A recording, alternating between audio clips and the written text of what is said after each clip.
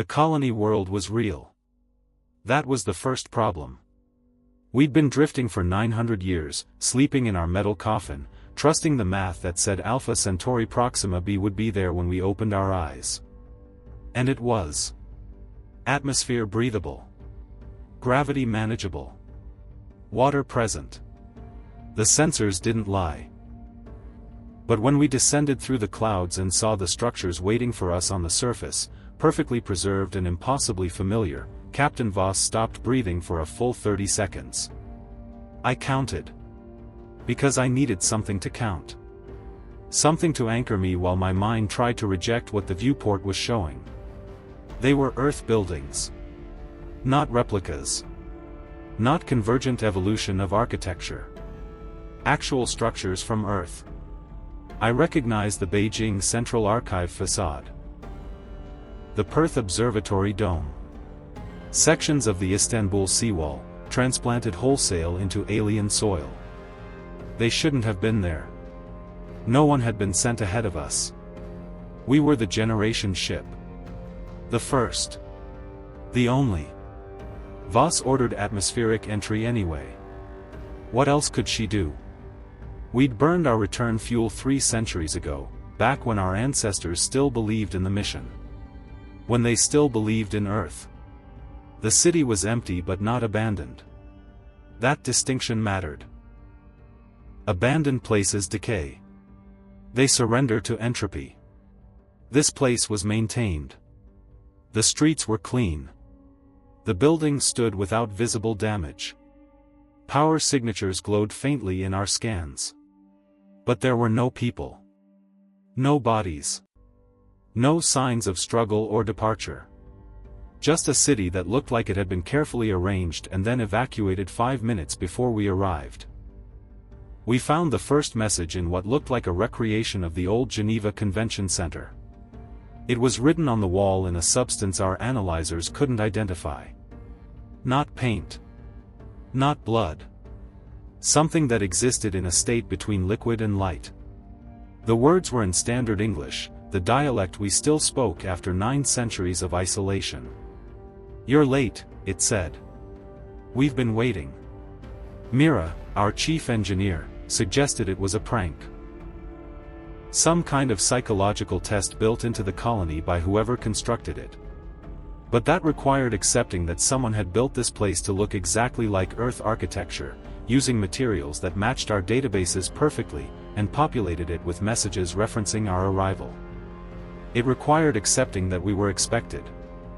The second message was in the water treatment facility.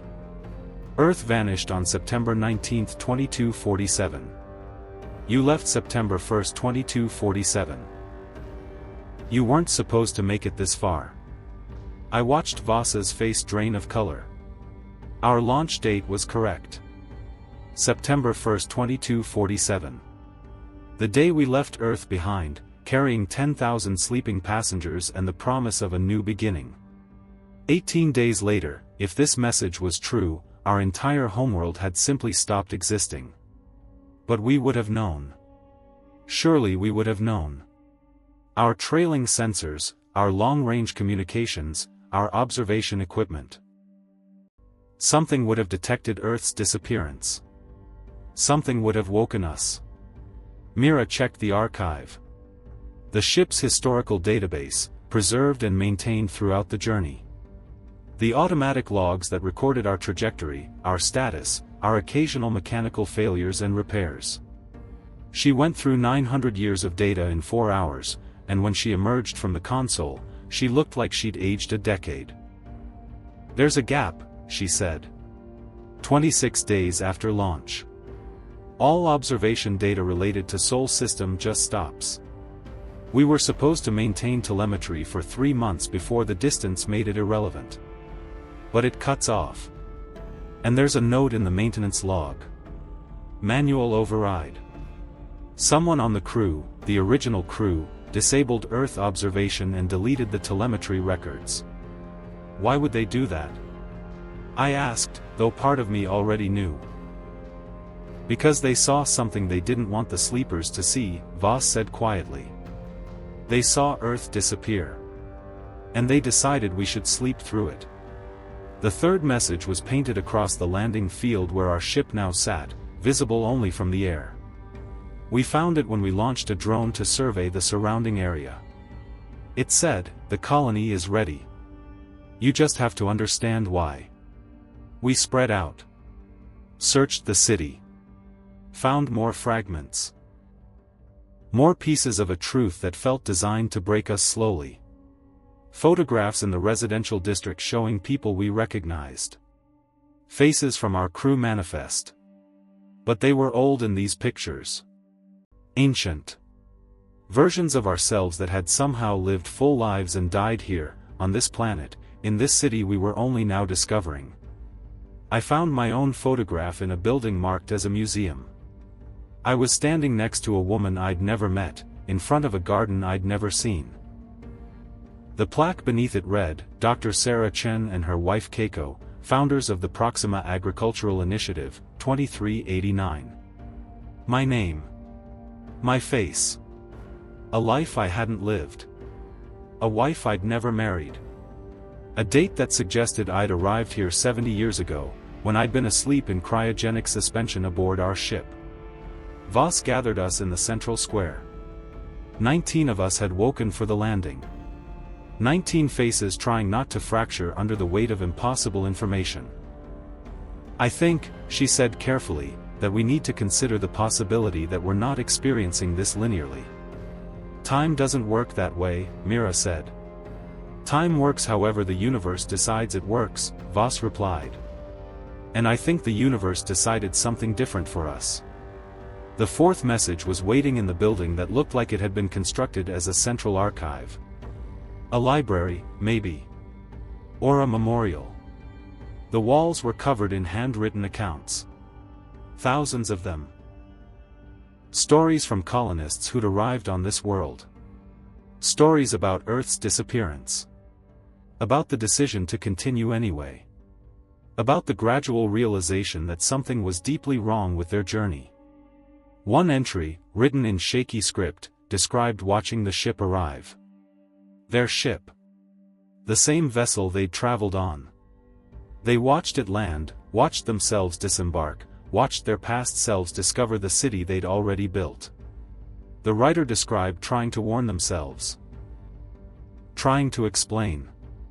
But every time they approached their past selves, the timeline seemed to resist. People would forget. Conversations would loop. The past remained stubbornly fixed, even when the future was standing right in front of it, screaming. We're stuck, the entry concluded. We arrive. We discover. We age. We die. And then we arrive again. The ship always comes. We're always on it. And we always find ourselves already here. I felt something crack inside my chest. A fundamental assumption about continuity. About cause and effect. About the basic reliability of existence. Voss ordered everyone back to the ship. But when we returned to the landing field, the ship was different. Older. The hull showed centuries of weathering. The airlock was sealed with a warning beacon we'd never installed. And inside, when we finally forced entry, we found them. The sleepers. All 10,000. Still in their pods. Still suspended. Still waiting for a destination they'd apparently already reached and lived entire lives on and died having never awakened from. I looked at my own pod. Saw my own face behind the frosted glass. Younger than I was now. Still trusting. Still believing the mission made sense. We're the maintenance cycle, Mira whispered. We wake up every few centuries. We see this. We try to understand. And then we must go back into the pods. Because the ship always arrives with sleepers aboard. The loop requires it. No, Voss said. But her voice carried no conviction. The final message was written on the interior wall of the ship itself, in the corridor leading to the cryo bay. We must have walked past it 1,000 times without seeing it, but now it was visible. Glowing faintly. Written in that same substance that existed between states. Earth didn't vanish. It was never going to let you go. The ship. The journey. The destination. It's all Earth. You're all still there. Still leaving. Still arriving. Still trying to escape something that doesn't understand the concept of distance. There is no Alpha Centauri. There is only the moment you left, stretched across 900 years, trying to convince yourself you're somewhere else. The colony is real because you need it to be. We are real because you need us to be. But we're just echoes of the choice you made when Earth died. The choice to keep going anyway. To keep believing in destinations. To keep pretending the universe still makes room for hope. I looked at Voss. At Mira. At the others. Saw the recognition in their eyes. The horrible, perfect understanding. We returned to our pods that night. Climbed back into the glass coffins. Initiated the sleep sequence. Because in a few centuries, we'd need to wake up again. We'd need to discover the city. We'd need to find the messages.